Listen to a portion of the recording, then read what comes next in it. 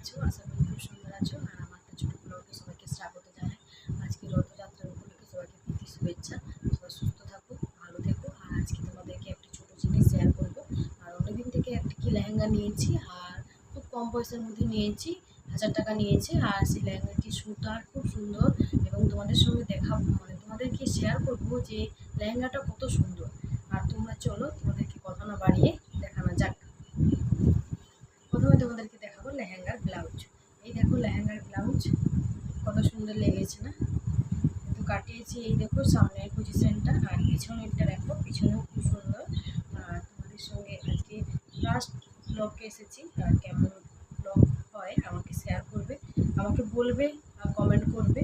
আর এই দেখো এটা পিছনের সাইজ, পিছনটা দেখছো খুব সুন্দর লাগছে। লেহেঙ্গাটা সুতা দরকার নয়, আমরা লেহেঙ্গাটা এত সুন্দর না, আর খুব সুন্দর লাগছে, পরলে খুব আরাম লাগে। আর লেহেঙ্গাটা এত সুন্দর লাগছে। এই দেখো লেহেঙ্গার